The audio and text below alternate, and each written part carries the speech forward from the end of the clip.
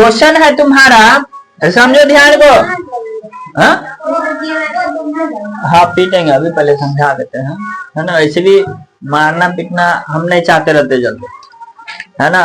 उतना मजबूरी हो जाते रहता है आदमी को, तब पीटना पड़ जाता है, लेकिन मारना पीटना नहीं चाहिए, समझ बात।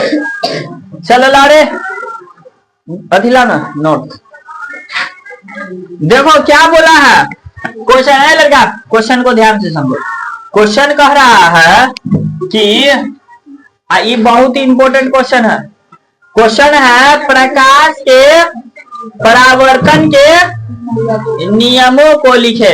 प्रकाश के परावर्तन के नियमों को लिखे। तो देखो तुम्हारे पास तो नियम लिख ले हैं, खाली हम यहाँ पे क्या करते हैं, समझा देते हैं प्रकाश के परावर्तन के क्या नियम है। सो समझना है बात को। तो देखो प्रकाश के परावर्तन के कितने नियम है? दो नियम है। प्रकाश के परावर्तन के कितने नियम है? दो नियम है। तो कौन कौन है भाई साहब? तो समझना है। पहला नियम है तुमको कह रहा है प्रकाश की आपतित किरण, अपरावर्तित किरण, आएगो अभिलंब, तीनों एक ही तल में होंगे। और देखो यहाँ पे क्या करा है, किरण आरेख से दर्शाइए। तो देखो किरण आरेख क्या है, जैसे समझो कि एक तुम्हारा दर्पण है, तो जो एक किरण आ रहा है यहाँ पे से, ठीक है, ये किरण क्या हो रहा है, आ रहा है, तो आती हुई किरण को कहेंगे आपतित किरण ने। जैसे करा आपतित और आ रही किरण, तो दोनों मिलता जुलता ना, आपतित आ रही। और जो टकरा रहा है, टकराने के बाद जो वापस जाता है, तो उसको कहते हैं परावर्तित किरण। उसको क्या कहते हैं, परावर्तित किरण। अब बीच में जो होता है ना, एक होता है लंब। लंब क्या होता है कि अगर यहाँ पे से अगर लाइट पारेंगे ना, तो ये लाइट यहीं से आएगा, वापस ये टकरा के चल जाएगा, तो इसी को कहते हैं लंब। तो देखो आपतित किरण, परावर्तित किरण और लंब तीनों एक ही तल के, यानी कि एक ही बिंदु पे होंगे या एक ही तल में होंगे। बात क्लियर है? तो पहला नियम ये हो गया। आप चलो देखो, मान लो कि जैसे ये किरण आ रहा है, ठीक है, कलर चेंज कर देते हैं। ये किरण आ रहा है, तो यहाँ पे एक कोण बना रहा है ना। तो देखो जो किरण आ रहा है, तो आती किरण के साथ जो कोण बनता है, तो उसको कहते हैं आपतित कोण। क्या बोलते हैं? आपतित कोण। और इसको जो है ना, जो टकरा करके जो वापस जा रहा है, टकरा करके जो वापस जा रहा है, उसको क्या कहते हैं, परावर्तित कोण, है ना। यानी कि परावर्तित किरण है ना, ये तब परावर्तित किरण के जो सटले सटले कोण बन रहा है, तो उसको क्या बोल देंगे, परावर्तित कोण। तो ये जो है ना दूसरा नियम में कह रहा है कि आपतित कोण बराबर होगा किसके, परावर्तित कोण के। बात क्लियर है?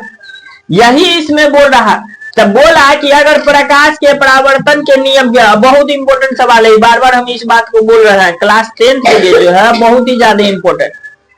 तो यानी कि प्रकाश की आपतित किरण, आप परावर्तित किरण, देखो दिमाग में इमेज बना, ओ आपतित किरण, परावर्तित किरण, अब बीच में डाला गया लंब, तीनों क्या हो गए, एक ही बिंदु पे होंगे या एक ही तल में होंगे। और दूसरा नियम क्या हुआ, दिमाग में इमेजिनेशन बना कि जो कोण बन रहा है, आपतित कोण आई और परावर्तित कोण आर, ये दोनों क्या होगा, बराबर होगा। भाई साहब यही इसका नियम है, आपतन कोण का नियम है, ठीक है। तो चलो अब चलते हैं आगे।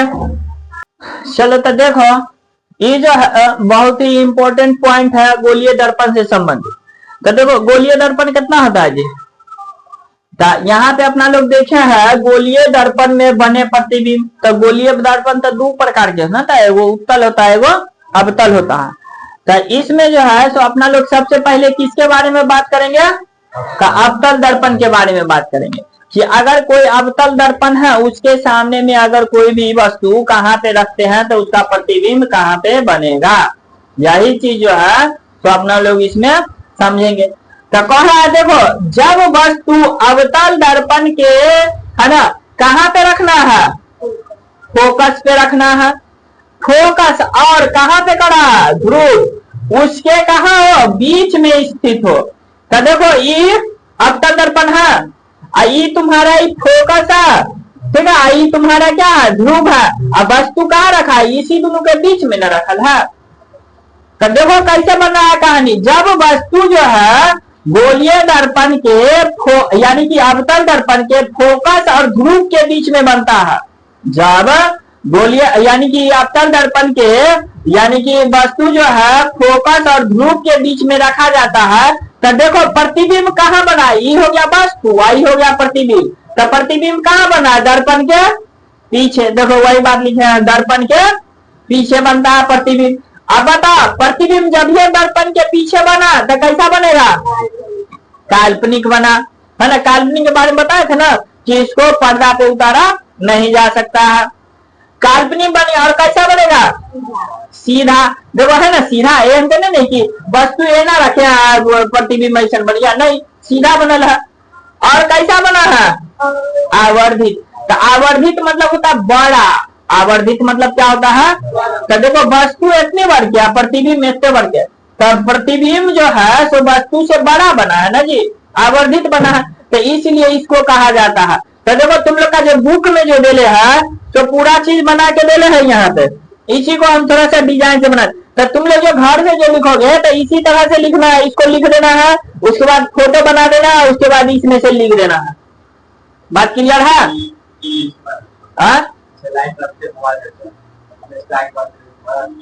हाँ वही समझ बात। तो चलो आज इसको आगे बढ़ते हैं, इसको नोट कर। बन गया सबका फोटो। ये जो है पहला चैप्टर का पूरा बेसिक कॉन्सेप्ट है, देखो कितना अच्छा से बनाइए।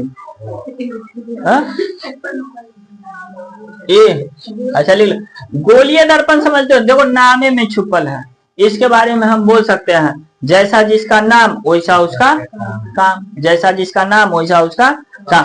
कड़ा गोलीय दर्पण, तो देखो गोल है कि नहीं है गोल। आप देखो इसको काटेंगे हम बीच से, जैसे ये मान लो ये तुम्हारा गोलीय दर्पण है, थोड़ा सा हल्का यहाँ पे बनाते हैं, जैसे मान लो ये तुम्हारा गोलीय दर्पण, ठीक है।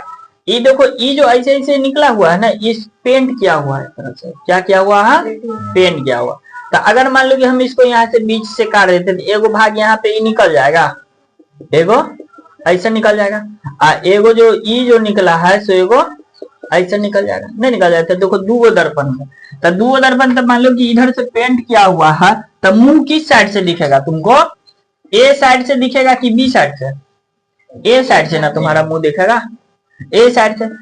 इसमें जो अगर मान लो देखते हो कि इसको भी जो काटे हैं, तो जैसे मान लो इधर दे देते पी, इधर दे देते क्यू, तो क्यू के साइड पेंट किया हुआ है, तो तुम्हारा चेहरा जो दिखेगा किधर दिखेगा, पी, पी से की तरफ से न दिखेगा। तो ये जो मतलब कि चेहरा जिधर से दिखता है उसके आधार पे हम दर्पण को दो भाग में बांट देते हैं, गोलीय दर्पण को क्या कर देते हैं, दो भाग में बांट देते हैं। एक तुम्हारा होता है, बोलो ना क्या होता है जी, उत्तल दर्पण, क्या होता है एक तुम्हारा, एक क्या होता है, अवतल दर्पण, एक क्या होता है तुम्हारा, अवतल दर्पण।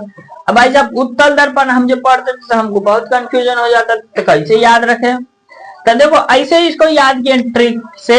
देखो ये जो उत्तल है, तो देखो ये उठल है ना, इन्हीं से उठल, तो इसको याद किए उसे उत्तल और उसे उठल, क्या याद किया, उसे उत्तल उसे। तो देखो जो उठल की तरह रहेगा तो कैसा दर्पण हो जाएगा, उत्तल दर्पण। तो देखो ये सब चेहरा अपना पी की तरफ से देखेंगे तो उत्तल यानी कि उठल टाइप पे देखते, जैसे चम्मच में देखती हो तो चम्मच में एक तरफ गड्ढा रहता है, एक तरफ उठा हुआ रहता है, उभरा हुआ रहता है, तो जिधर उठा हुआ है तो उसे हो गया उत्तल दर्पण। अगर किसी को अपना देखना हो कि चलो उत्तल दर्पण कैसे दिखता है तो उसमें जाके चेहरा देखना, वो है उत्तल दर्पण की तरह एक तरह से काम कर रहा है।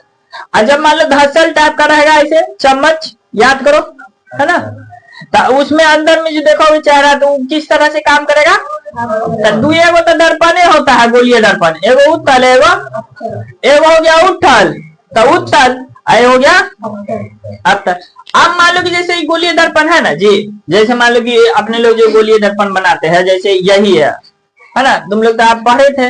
तो जैसे मान लो कि यहाँ पर से जो अगर बीच में जो बिंदु देते हैं और यहाँ से जो चिन्ह पार देते हैं, तो इतना दूरी को क्या कहते हैं, त्रिज्या। तो अब देखो जैसे यही वाला ई वाला जो पार्ट हम देख रहे हैं यहाँ पे से ई वाला पार्ट को हम कर रहे हैं क्लियर। अगर मान लो यहाँ पे बनाते हैं ई यहाँ से यहाँ तक गया, ई वाला पी यहाँ पे लिख दिया, ठीक है। तो जिस जहां पे इसको मिलाते हैं इस पी को क्या बोलते हैं अपना लोग, ध्रुव। क्या बोलते हैं इसको, ध्रुव बोलते हैं। बिंदु पी को क्या बोलते हैं, ध्रुव बोलते हैं, जो बिंदु है। बात क्लियर है।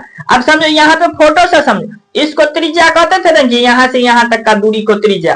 तो ई भी जो है जहां पे से ई मान लो कि बिंदु है, इसका नाम दे देते सी, ठीक है। तो ई बिंदु सी, तो यहाँ से सी से लेके यहाँ तक के दूरी को ही क्या कहते हैं, वक्रता त्रिज्या। तो देखो ई जो यहाँ से यहाँ तक जो मिलाए हैं इसका यही क्या हो गया, वक्रता त्रिज्या। त्रिज्या तक कहीं से भी न पार सकते हैं, ऐसे भी त्रिज्या हुआ। तो ये जो यहाँ से सी से लेके पी तक के जो दूरी रहता है उसी को क्या कहते हैं भाई साहब, वक्रता त्रिज्या। बोल भी नहीं करता।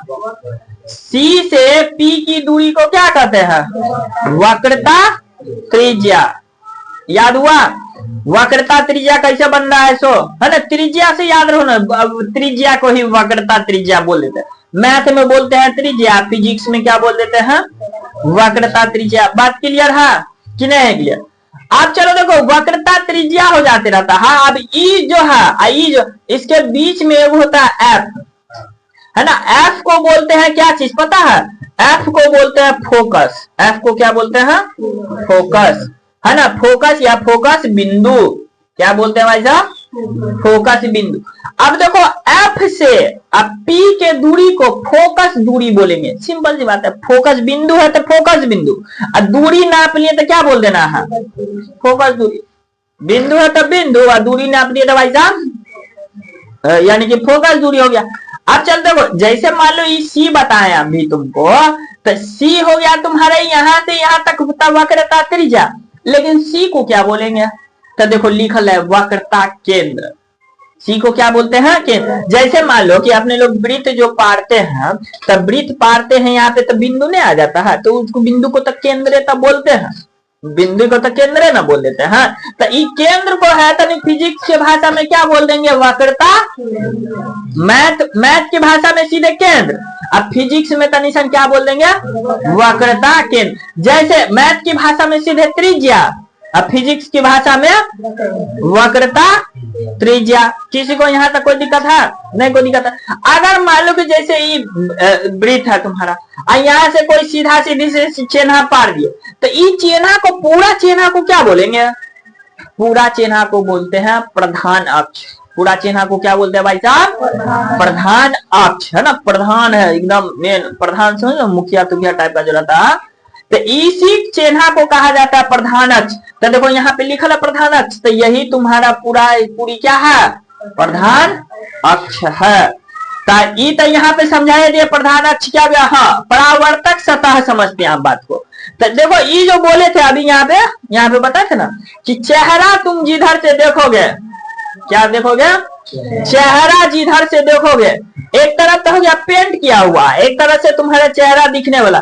तो चेहरा जो दिखता है उसी को क्या कहते हैं, परावर्तक सतह। तो दोनों में होगा, इधर का ये हो गया परावर्तक सतह, इधर का ये हो गया परावर्तक सतह।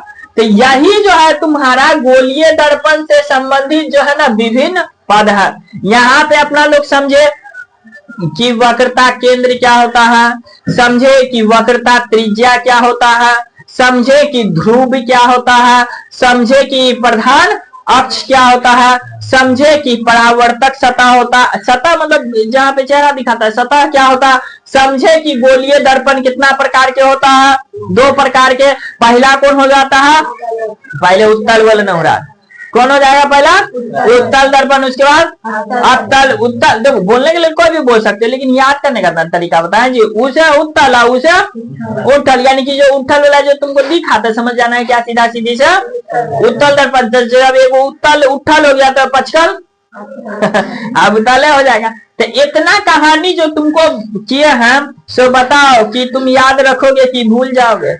ये छोटा सा नजराना विद्यार्थी याद रखोगे कि भूल जाओगे, ना भूलोगे। चलो तो ये जो अब एक्स्ट्रा चीज जो बना है ना, अगर किसी को लगता है कि हमको नोट कर लेना चाहिए तो इसको नोट कर लो, हम थोड़ा देर के लिए हट जाते हैं।